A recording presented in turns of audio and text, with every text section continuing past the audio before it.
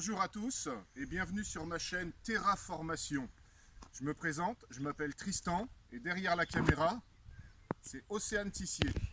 Salut! Mets un pouce si tu aimes cette vidéo et abonne-toi surtout si tu aimes aussi. Bien, donc je vais vous expliquer comment faire une tour à patates, mais alors une tour à patates avec un rendement assez optimal, assez proche d'un kilo de pommes de terre par plant de patates. Mais avant toute chose, on va revenir en arrière sur les anciennes vidéos et comprendre pourquoi les tours à patates n'ont pas vraiment fonctionné, pourquoi elles ont eu un rendement de, on a bien vu sur les vidéos, pour les plus mauvaises, 70 grammes, donc 3 patates par pied, donc par patate plantée, et pour les meilleurs, ils devaient tourner à moins de 500 grammes. Là, c'était un peu mieux fait, c'était des tours à patates où on mettait une patate par trou et non pas des patates qui couraient. Mais on va regarder pourquoi les patates qui couraient le long des pneus ne fonctionnent pas. Alors, pas d'effets spéciaux sur ma chaîne, hein. Tout est fait artisanal et de briques et de broc, mais avec intelligence. Donc, et celui qui me fait remarquer que c'est pas une patate, je vais pas lui répondre. Ils mettaient donc la patate à même le sol, ils envoyaient de la terre, et oui, là je sais, c'est du sable.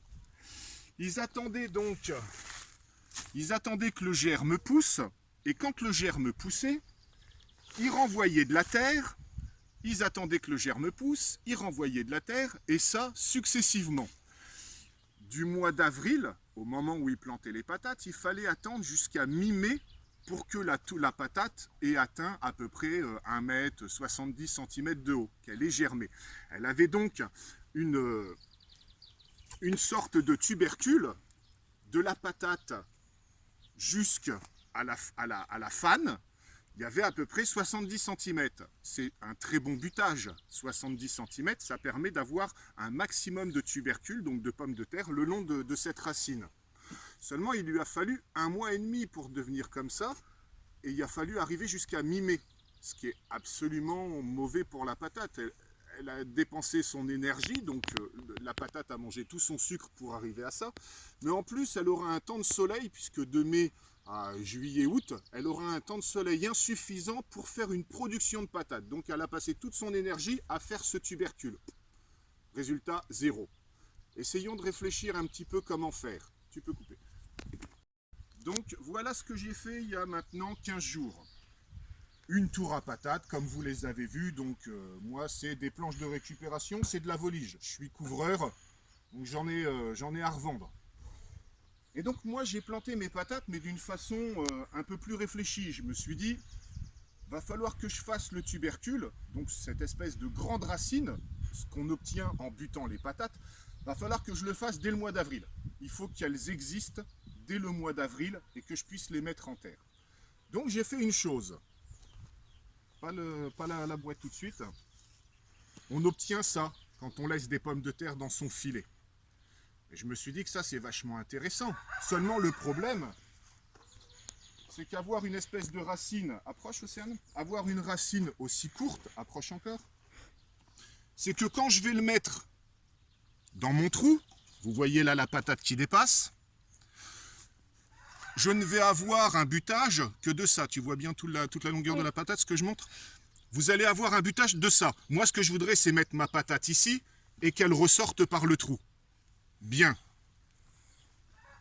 Donc, je me suis dit qu'il fallait trouver une astuce pour que ce germe que j'obtiens dans mon tiroir, il soit plus long et qu'au mois d'avril, il soit déjà de la taille d'environ 40 cm pour que, installé dans ma tour à patates, il prenne tout l'espace de la terre. Première solution que j'ai trouvée, je me suis dit que si je mettais une pomme de terre et que je la forçais à partir droit, moi mon but c'est pas d'avoir un tubercule qui fasse des angles droits, alors au bout d'un moment, j'aurai ceci. Elles ont vu le soleil depuis 4 jours, elles sont là par terre dehors. J'ai eu des rendements super intéressants, c'est d'ailleurs comme ça que j'ai mis celle-ci. Celle-ci, les tubercules font à peu près 40 à 50 cm. Bon, c'était pas mal, mais l'astuce n'était pas assez sophistiquée. Deuxième idée, je me suis dit, putain, je vais les mettre. Et là, je vais les mettre pour préparer les racines. La patate est au fond. Le tubercule est là. Là, vous voyez, ils n'ont pas encore vu la lumière. C'est pour ça qu'ils sont blancs. Et on a déjà toutes les racines. Ce qui fait que quand je vais couper la bouteille, je vais pouvoir désolidariser mon tubercule de la patate, puisque lui, il est déjà viable, il va prendre l'eau. Et je vous montrerai sur des photos que j'ai fait maintenant il y a 6 ans, sur des tests où je voulais voir si le tubercule était viable en l'arrachant de la patate et en le plantant, si on lui met des racines. Meilleur système, c'est ça. Je le fais partir dans mon tiroir avec des tubes, il est droit. Je le mets au fond d'une bouteille, et si j'avais pris une bouteille grande comme ça, au bout d'un mois, j'ai ce résultat-là. Donc si au mois de mars, je fais ça, avril, j'ai ça. Et je plante déjà des patates qui sont butées, qui ont un butage de 50 cm. Donc maintenant, je vais vous découper tout ça, on va regarder un petit peu ce que ça donne et ce que ça va donner dans la tour à patates. Tu peux couper.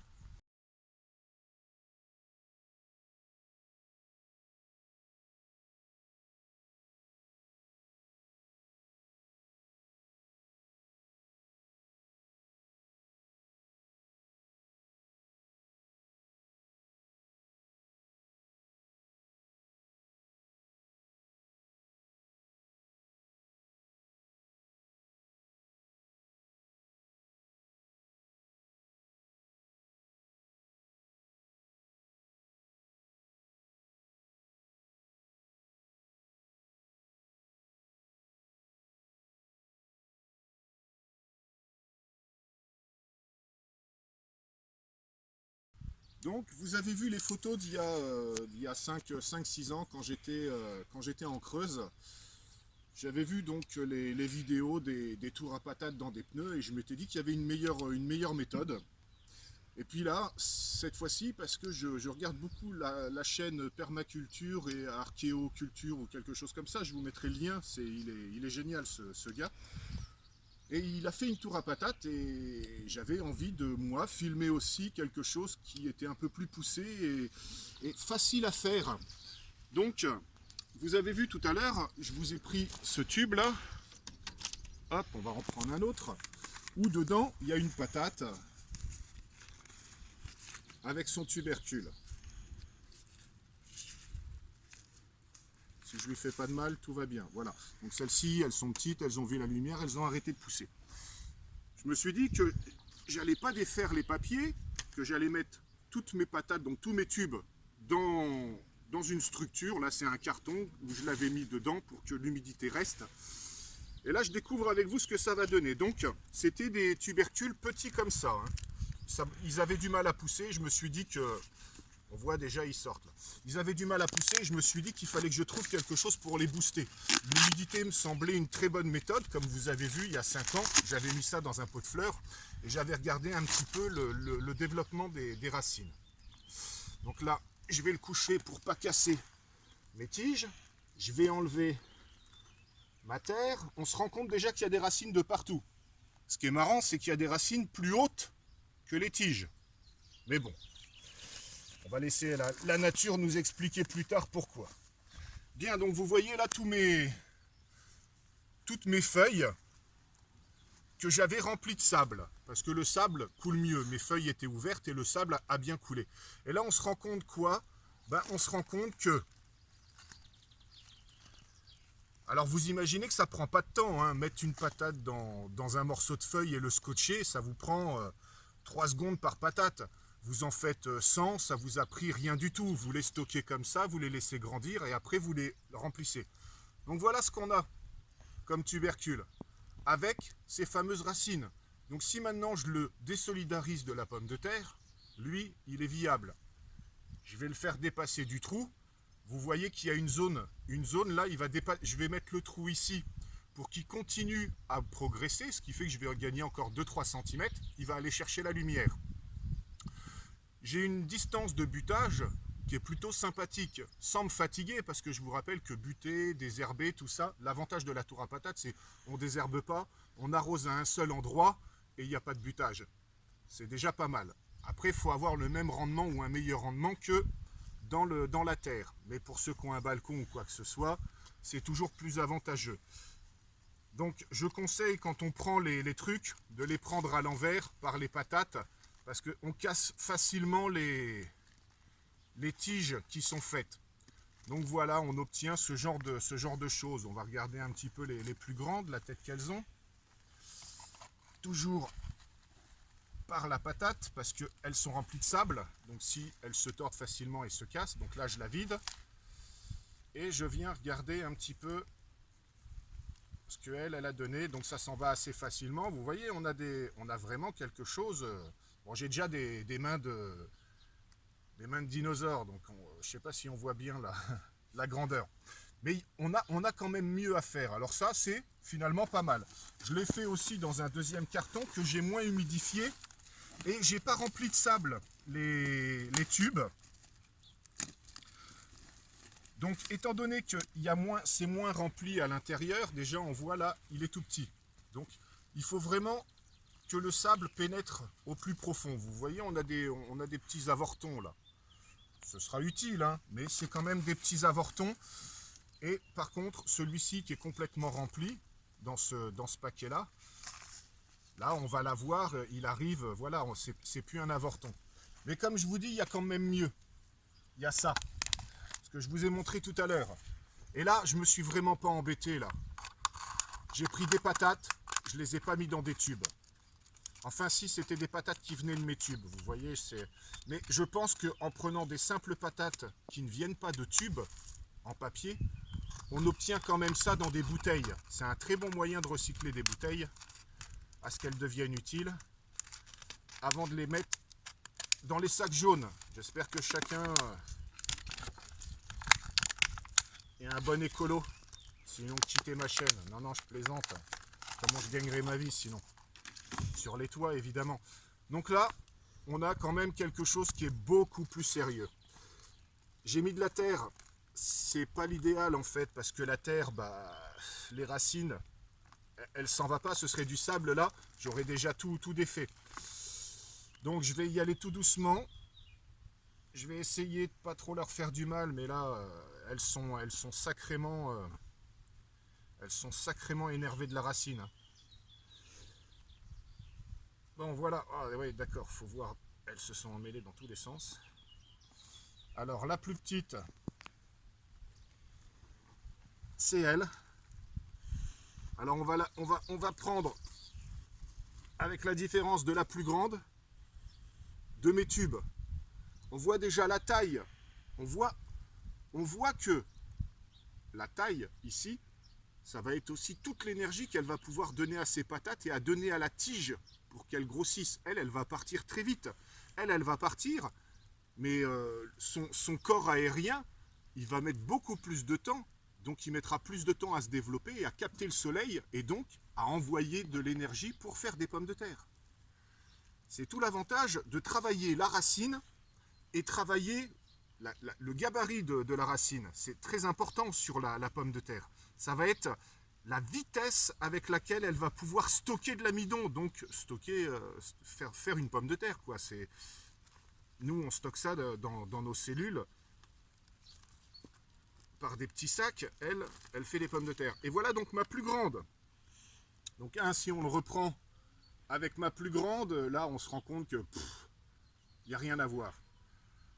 Donc maintenant je vous explique, j'ai fait ça partout, hein. J'ai fait ça avec plus ou moins de temps, donc j'ai exactement les mêmes gabarits de tiges.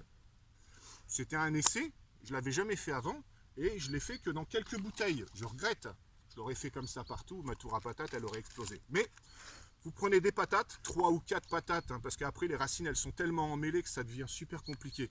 Vous mettez 4 pommes de terre, vous mettez tous les yeux vers le haut, vous fermez, vous la mettez bien droite, la patate, parce qu'elle a pour habitude de monter et pas de descendre. Donc les yeux en haut, la mettre droite, vous mettez de la terre, vous arrosez un petit peu, pas trop, vous faites 2-3 petits trous en dessous pour que l'oxygène passe bien. Et vous avez ça au bout de un mois et une semaine. C'est-à-dire que vous le faites mars, et en avril, vous plantez des patates qui sont déjà butées. Ça commence à causer. Donc maintenant, on va passer à la plantation. Je vous dis à tout de suite. Donc maintenant, on va passer à l'assemblage. On a vu à peu près toutes les pièces là du puzzle. Je vais vous en montrer encore 2-3. Je vais vous expliquer déjà ce que moi j'ai fait. Donc, j'ai planté des piquets, 4 piquets. J'ai mis donc de la volige et j'ai percé des trous pour laisser passer les têtes. Vous remarquez que les trous sont en quinconce. Il y en a un là, un là. Après, il y en a 3. Et on essaye toujours de laisser. Vous voyez, là, je l'ai mis là. Elles vont se chevaucher, mais j'aurais pu les décaler plus. Il faut penser à ça. Donc, j'ai cloué mes planches. J'ai mis en dessous une terre assez légère. Donc, j'ai travaillé de la terre ici que j'ai labourée. Je l'ai mélangé avec un petit peu de sable et je l'ai mélangé avec ça. Alors, moi, je fais aussi des champignons dans de la farine de paille. Donc c'est de la paille, hein, on voit encore les graines des champignons sur lesquelles poussaient les champignons ne font pas de graines. Et donc ça c'est de la farine de paille, donc ça permet d'alléger la terre, de la carboner, et puis ça a été déjà digéré par les champignons, les racines sont restées dedans, donc il y a plein de sucre, il y a plein d'azote, très riche. Donc je balance ça sur le fond. Là maintenant je vais faire une méthode différente, je ne vais plus mettre de terre. J'ai vu des vidéos où ça pousse bien sur la paille. Alors je vais en profiter de la légèreté de la paille parce que si je mettais que de la terre, on imagine bien que la colonne de terre mettrait une pression sur mes patates en bas qui serait trop importante pour qu'elles se développent bien. Donc je vais faire ce qu'il appelle dans permaculture et archéoculture un sandwich. Alors je vais faire un sandwich à mes patates. Je vais mettre de la paille. Voilà, à hauteur de mes trous. Donc là, je vois mes trous. Je les vois plus. Ouais, si. Ah oui, j'avais laissé une patate là. Tiens, regarde. Donc, moi, mes patates que j'ai mis comme ça, elles ont renvoyé des tubercules. Parce que ça fait déjà à peu près 15 jours que je l'ai fait. Et là, qu'est-ce qu'on voit? On voit ici une petite patate qui court. Donc, elle vient du dessous. Et je voulais la faire repasser par là avec une autre patate, mais elle est un peu loin, alors je vais essayer de lui faire un petit truc pour qu'elle suive le mouvement. Avec si vous ça vous arrive et que vous ne plantez pas toute votre tour d'un coup, bon bah voilà quoi, je vais lui faire un petit chemin. Je vais l'envoyer comme ça. Voilà. Je vais mettre un petit peu de sable dessus et normalement elle va aller chercher la lumière. Et je vais quand même en mettre une autre dans le trou. Donc le but du jeu là, maintenant ça va être... Vous voyez, je vais pas aller... Là si, je vais aller jusqu'au bout parce que sinon elle va pas y aller toute seule, ça paraît compliqué. La route est tordue. Je lui ai fait une chicane. Voilà. Donc là, mon but, vous voyez ici, le milieu. Donc il va y avoir des patates là. Donc dans ma prochaine, bah, je vais la mettre ici et ainsi de suite. Et ça va être recouvert entièrement de tubercules. Alors comme j'en ai des grands et des moyens, bah, je vais essayer de jongler avec des grands et des moyens pour ne pas qu'ils se chevauchent dans le truc. Alors on va essayer de faire ça rapidement, tac. On va en mettre une là. Je vais pouvoir en mettre une grande par là. Paf. Je vais en mettre une petite ici, comme ça bah, ça ne chevauche pas. Et puis au final, vous voyez qu'il y a des racines un petit peu partout. Donc j'aurai des pommes de terre sur toute la surface, sur mon mètre carré quoi en gros. Donc je vais pas perdre trop de temps parce que je crois que les vidéos doivent avoir une taille minimum. Ou... Tiens là j'en ai deux donc. Puisque j'en ai deux, il y en a... Voilà. Je fais ça directement. Et l'autre je vais lui laisser la patate. Ça, je vais pas la manger donc ça sert à rien que je lui enlève. Je vais essayer de trouver une place. Et je vais mettre celle-là ici.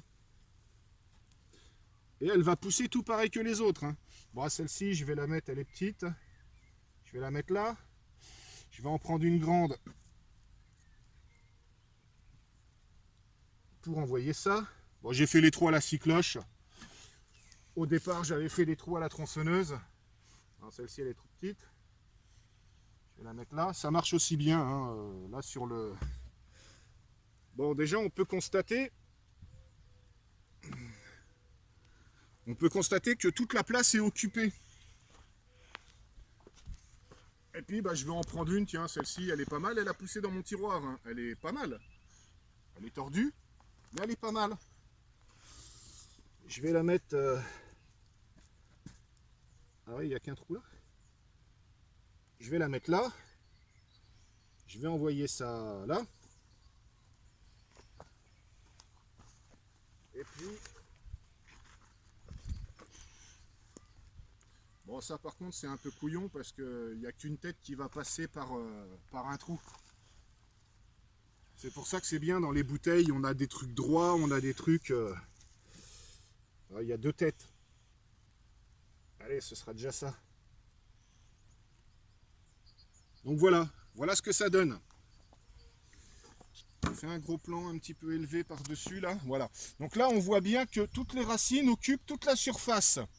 Et sur une sacrée profondeur, quoi, ça vient jusqu'au milieu, donc il y aura des pommes de terre jusqu'à là. Ce qui est très intéressant, c'est qu'on ne perd pas de surface, sinon j'aurais fait quelque chose de plus petit, mais avec moins de patates. Là, je devrais avoir quoi? J'ai 1, 2, 3, 4, 5, 6, 7, 8, 9, 10. 10, il devrait y avoir 6 étages, 60 pieds de pommes de terre sur 1 mètre carré. Si je me démerde bien, j'ai 60 kilos, 1 kilo maximum par patate, c'est bon. Donc, il y a un fort rendement par mètre carré. Donc après, je ne m'embête pas. Je viens leur remettre de la paille. En revanche, chacun sait que les pommes de terre doivent se nourrir. Je vais quand même leur mettre de la terre argileuse pour qu'il y ait un complexe argilo-humique. Ça va permettre de retenir les ions, en fait, nitrate ou quoi que ce soit, pour que la pomme de terre, elle puisse, elle, le prendre de la terre et qu'il n'y ait pas un écoulement. Donc il faut quand même de la terre, mais je ne vais pas en mettre beaucoup, je vais mettre ça. Je vais mettre ça, sachant que mes entre-voliges, elles font à peu près 10 cm de hauteur. Donc je mets la moitié de paille, 2 cm de terre, allez, on va dire 8 cm de paille, 2 cm de terre, vous comprenez? Je mets un peu de farine de paille, mais c'est de la paille. Vous en aurez pas de la farine de paille, puis ça coûte assez cher. Faut la transformer avant. Moi, je fais déjà des champignons, donc je me rentabilise dessus. Puis après, mon déchet, je l'utilise dans la terre. J'aime bien les chaînes vertueuses. Et je vous montrerai un petit peu toutes les chaînes vertueuses que j'ai fait moi dans mon jardin. Et si ça s'appelle terraformation, c'est parce que j'ai terraformaté. Là, vous pouvez voir, mon terrain est... Il prend l'eau, on va dire que mon terrain prend l'eau, donc il a fallu que je fasse des drainages. J'ai préféré faire des tranchées, et la terre de mes tranchées, je les ai mises sur l'autre terre pour avoir une élévation suffisante pour que mes racines ne goûtent jamais trop à l'eau, sauf à celle que je mets. Bon, j'ai paillé évidemment, parce que ça permet de moins arroser, moi j'aime bien l'économie. J'ai réussi à avoir une botte de paille chez le paysan du coin. Ils sont assez ouverts, ils sont assez négociants. Il m'a même filé une botte de paille qui était complètement pourrie, donc 300 kg pour 6 €. C'est ce que là j'utilise. Vous voyez, la paille elle n'est pas jaune. Donc terraformation, pourquoi? Parce que ça fait 2 mois là que je suis sur les lieux. Hein. Ça fait pas très longtemps. Je me suis bien déchiré quand même. Donc là c'était une butte qui servait à rien. Donc j'ai aussi envoyé en hauteur. Mais dessous, j'ai mis du branchage. Comme ça fera un petit style, mais petit style, aéroponie. Les racines, là, vont prendre de la terre dans ça, elles seront dans la terre. Mais si elles vont plus bas, elles seront carrément en chute libre sur un paillage de branches, de branchage. Donc il y aura une aéroponie. Vous pouvez voir sur les contours là que j'ai pris des troncs d'arbres, ce qui permet d'avoir une ventilation énorme. Donc ma paille tient l'humidité. J'ai une aération hallucinante, donc une aéroponie avec une humidité où je pense que mes racines devraient avoir un bon développement. Et l'aéroponie, tout le monde sait que c'est la meilleure façon de faire pousser des plantes. Mais ce n'est pas la meilleure façon d'avoir un goût sur la plante. Hein, les tomates, on voit bien, c'est de la merde chez Leclerc. Bon, après, j'ai fait une serre. On va pouvoir regarder un petit peu la serre. J'ai fait, alors, moi, je m'embête jamais. Je fais tout sur de la récupération. Vous allez voir, c'est des chevrons de récupération. Moi, la serre que vous voyez, elle m'a coûté 80 €. Hein, c'est juste la bâche que j'ai achetée sur Internet. 80 € pour bâcher tout ça. Le reste, c'est que de la récupération. C'est du chevron. C'est des bois que vous pouvez récupérer chez Découvreur. Hein. Moi, si demain, il y a un gars qui me dit « Ah, j'ai besoin de chevrons, est-ce que tu peux m'en garder ?» Quand je défais un toit, franchement, si je le fous à la déchetterie ou si je lui donne, je préfère lui donner, ça va pas me coûter le prix de la déchetterie. Donc voilà, vous voyez une structure relativement sans prise de tête. J'ai toujours le même système où j'ai creusé, donc ici j'ai à peu près 20-25 cm creusé. Je vais mettre des planches pour éviter de patauger dans la boue. Et donc, j'ai mis tout en élévation. Donc là, on est le 1er mai. On est le 1er mai. J'ai déjà mes haricots qui ont fleuri et tout. Ils ont l'air de bien se porter, quoi. Alors ça, j'ai pas trop bien su comment les tailler. C'est de la roquette. Et ma roquette, elle va monter sans doute plus haut que les pois. Là, va peut-être falloir que je leur coupe la tête. Je vais regarder sur internet parce que c'est la première fois que je fais de la roquette. J'ai pas fini de creuser, mais je creuse en fonction de ce que j'ai à planter. Et là, comme vous voyez, ça pousse au bassinet pour la plantation. Donc va falloir que je me mette vite à creuser. Qu'est-ce que je peux vous dire? Ah oui, sur la structure et sur la façon dont ma serre est faite. Alors là, je vais prendre le truc pour bien vous montrer. Vous allez plus me voir, mais c'est pas très grave. Voilà, vous allez remarquer que ici, là, j'ai donc une ferme. Ma distance du sol au plafond fait à peu près 3 mètres, 3 mètres 50. C'est parce que là, j'ai des pieds de tomates qui, eux, vont faire 4 mètres. Bon, je vais pas les laisser monter jusqu'au plafond. Hein. Je vais faire un truc radiant pour avoir une cueillette plus facile. Mais regardez bien pourquoi j'ai fait un coin plus haut. Donc ce coin-là, il fait 4 mètres, à peu près de haut. Et quand on arrive ici, vous voyez, on n'a plus de ferme.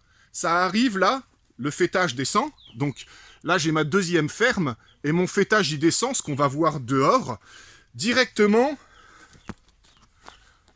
à ma hauteur. Donc là, j'ai un dénivelé de 1,80 m pratiquement, vous voyez. Ça me fait des poches. Et regardez bien ce qui se passe. Là, ma fille, elle vient d'en prendre plein, là. Il se passe que dans ma serre, il pleut. Mais il pleut où? Sur mes zones de culture. Donc, l'eau de mon arrosage, regardez bien, l'eau de mon arrosage, elle tombe là où je vais planter. C'est plutôt pas con quand même, hein. Ça va m'éviter d'arroser, ça va faire que l'eau va faire un cycle perpétuel, de la terre, elle va monter, elle va se condenser, j'avais perdu le mot, elle va se condenser sur ma bâche et elle va retomber sur mes plantations. Ça marche plutôt bien. Et donc voilà la forme que ça donne dehors. Donc là, on a ma hauteur maximum. On a ma deuxième hauteur, donc là c'est une zone de plantation haute. Et ensuite, on arrive à ma zone de plantation basse. Toutes les plantes qui n'ont pas besoin de hauteur et qui ont besoin d'eau, je vais les mettre là. Parce qu'avec cette forme de bâche là, donc là on voit bien que l'eau, et là ça fait un petit plat, et là ça fait un plat. Toute l'eau qui ruisselle ici, elle va tomber directement sur mes plantations. Mais c'est un deuxième, il y a aussi un deuxième avantage à ça. Regardez bien, c'est que moi, le soleil, la course du soleil, ça fait ça. Le soleil ne viendra jamais derrière cette bâche. Donc le soleil ne tapera jamais comme ça, il tapera toujours comme ça. Ok? Cette bâche-là, je vais la mettre tout en noir. Ça va faire une zone de chauffage. Qu'est-ce qui va se passer si on parle en thermodynamique? L'air chaud va monter ici, va partir sur le haut, va venir ici, et ici, je vais faire une énorme ouverture. Ce qui va créer par mouvement de convection un courant d'air naturel qui va vouloir s'échapper. Et il va y avoir une aspiration, c'est que en bas, donc, ici, je vais faire tout un canal pour déjà récupérer les eaux de pluie qui vont finir ici, dans ma mare. Mais dans ma mare, qui sera, elle, recouverte, mais pas bâchée, recouverte, il y aura donc des trous qui vont partir ici, qui va faire un système de ventilation froide au sol. Ce qui fait que l'air chaud va partir vers le haut, l'air froid va venir vers le bas, se chauffer, remonter, et ainsi de suite. Donc je devrais avoir un système de ventilation qui, naturellement, me fait baisser la température de ma serre en plein cagnard, quoi. Le but, c'était ça. Donc ça fait une serre un petit peu atypique, mais qui prend tout à fait en compte les mouvements thermodynamiques qu'il va y avoir à l'intérieur avec les différences du chaud, du froid et d'une zone très chaude que j'aurai par ma bâche noire derrière. Voilà, grosso modo, je vous expliquerai peut-être sur un PDF que je pourrais mettre en lien sur la prochaine vidéo, parce que là, j'ai pas trop le temps. Je dois encore terraformater, creuser et tout ça. Donc, voilà le principe de l'idée de la serre. Bon, ensuite, on voit que j'ai fait des paillages beaucoup plus rapides et beaucoup plus simples. Ça va être pour tout ce qui est les courgettes, les melons et tout ça. Donc là, j'ai fait un léger labour quand même. Mais j'ai arraché les racines de l'herbe. Hein. C'est pas un labour profond. Moi, je suis pour la mycorhize. J'aime beaucoup la biologie de la terre et j'aime à ce qu'elle reste en place. mais je n'ai pas l'extrême, je vais mettre entre guillemets permaculture, où je n'ai pas cet extrême de ne pas utiliser la machinerie ou la main. Mais donc voilà, j'ai fait un léger labour très sommaire. J'ai mis ma paille et comme ça va m'éviter de trop arroser mes melons et toutes mes courges. J'ai fait donc la même chose ici et je me suis battu avec les ronces. Vous n'avez même pas idée de la bataille. C'est eux qui ont presque gagné. J'en ai laissé tellement j'en avais marre. Et ici donc, bon, j'ai 1600 mètres carrés de terrain et là j'ai pris à peu près 400 mètres carrés de jardin. Pour 400 mètres carrés, je pense qu'il y a l'autosuffisance. Et donc là j'ai planté du quinoa. Alors mon paillage, j'ai semé la paille pour ne pas que la terre sèche trop vite dessus parce que le quinoa a quand même besoin d'humidité permanente pour pousser et j'ai pas envie d'arroser tous les soirs, voilà, c'était trop compliqué. Donc voilà pourquoi terraformation, pour deux raisons, parce que terraformater un terrain et terra, la terre, et la formation de la terre, c'est un petit peu ce que j'espère faire là aujourd'hui avec vous, c'est vous informer sur des nouvelles méthodes de culture réfléchies de façon avec des approches biologiques. Mes bouquins de chevet, c'est des bouquins de biologie. La biologie végétale, animale, c'est quelque chose qui me plaît. Dans une prochaine vidéo, je vous montrerai, il y a des poules, hein, vous entendez chanter des coqs et tout ça. Et c'est pareil, il y a des chaînes vertueuses à faire sur nos déchets, créer des vers de terre, comment récolter les vers de terre pour les donner aux poules, aux poulets, qui avaient aussi, je ne sais pas si vous les avez vus dans la serre, il y a 2 petits poulets. Donc je suis en train de travailler avec la mouche soldat et des vers de terre pour arriver à une synergie saine entre nourrir les poules à pas cher et avec du super bio, transformer notre matière, donc nos déchets, à ce que ça redevienne de la terre, mais de la terre de lombricompostage, une des meilleures terres pour faire de la SMI. Bon, je ne vais pas être trop long sur la première vidéo et on verra d'ailleurs si vous avez apprécié la vidéo, il y aura des likes et j'espère que vous likerez pour que ma fille ait confiance en elle sur le montage vidéo parce qu'elle m'a fait tout un pataquès sur les premières vidéos parce que ça a été filmé. Mais elle a eu peur, a effacé les vidéos parce que pas sûr d'elle. Alors là, je lui ai dit, vas-y, fais les vidéos et le nombre de pouces bleus fera en sorte que sa confiance monte avec le volume des pouces bleus. Moi, grosso modo, ça me fera plaisir les pouces bleus, mais vous ferez plaisir à ma fille. Sur ce, je vous souhaite une bonne continuation. La prochaine fois, je vous montrerai plein de petites astuces, l'ail, enfin, pas mal de petites astuces.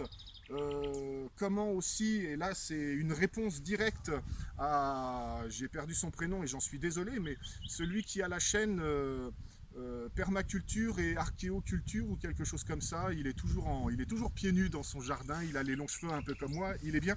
Regardez-le, suivez-le parce qu'il explique sur chaque légume comment les planter, 2-3 petites astuces qu'il a aussi, moi je peux compléter aussi avec les miennes. Et il est sur le point là de faire une vidéo de comment rendre étanche une mare. Et je vais, j'espère en tous les cas, lui donner une solution de plus. Moi, je fais ça en faisant une énorme poterie. Donc, je cuis la terre, je fais 2 cuissons. J'ai fait la première cuisson, si vous voulez venir. Je peux vous montrer la différence entre la terre non cuite et la terre cuite. Alors, moi, j'ai pas fait une mare très grande, mais vachement profonde. Elle fait 1 mètre, 1 mètre 30. Donc là, vous voyez, ça a cramé sur le tour. La terre était marron comme ça. Donc, je suis allé jusqu'à l'argile. Hein, je suis allé jusqu'à l'argile sur les bords. Et vous vous rendez compte que maintenant, elle est rouge. Et c'est déjà de la poterie. Mais c'est de la poterie super friable. Donc, l'idée c'est de prendre la terre qui va être là-bas, de la malaxer. Et je vous mettrai un lien aussi sur un mec qui fait des trucs géniaux, de la poterie, il montre les poils roquettes, enfin voilà. Je vais donc travailler cette terre, enlever les cailloux et rebadigeonner une sorte de mélasse. Je vais badigeonner et je vais renvoyer le feu, mais là il faut brûler pendant une journée et demie, quoi. Faut avoir vraiment du bois. Moi je vous dis, je suis charpentier, donc bois de récupération, j'en ai aeternam vitam. Et je vais cramer dur en couvrant pour que la poterie se fasse. Alors il n'y aura pas de vitrification, hein, j'aurai pas de céramique tout autour. Elle sera poreuse ma mare, mais les microalgues vont venir faire le travail final de boucher ma mare, j'espère. Et ça je le saurai sur environ 6-8 mois. Donc voilà, cette fois-ci j'ai fini de parler, j'ai fini de vous expliquer ce que j'avais à vous expliquer. Je remettrai des vidéos, des trucs assez courts sur l'évolution de ma tour à patates. Et puis comme vous avez vu quand j'étais en Creuse, avec les pneus, les tours à patates à pneus, bah, je ferai la récolte avec vous, mais sur balance. Parce que le problème de ceux qui ont récolté, c'est que ça marche, ils vous disent que ça marche, mais on n'a pas le rendement. On ne sait pas si c'est plus valable de faire sous paille en tour à patates. Tour à patates, hein, je rappelle que l'avantage, c'est qu'on n'a qu'un arrosage, on n'a pas à désherber, on n'a pas à buter, c'est plutôt génial ce système. Et puis si on est en balcon, on peut le faire qu'avec de la paille. Il suffit après d'arroser avec ce qu'il faut. J'expliquerai aussi comment faire des engrais spécifiques à telle plante, donc avoir l'équilibre nécessaire avec vos plures d'oignons et vos choses en macérat. C'est très facile à avoir. Donc on peut faire une tour à patates qu'à la paille ou même qu'avec de la laine. Aucun apport nutritif dans le milieu et on apporte le milieu nutritif. Et là on appelle ça de l'aéroponie et le problème c'est qu'on n'a pas la qualité gustative que quand tout est fixé dans un complexe argilo-humique. Mais on va passer les détails un peu compliqués et je vais vous laisser continuer à naviguer sur YouTube. Bonne continuation et peut-être à bientôt selon les pouces levés. A plus.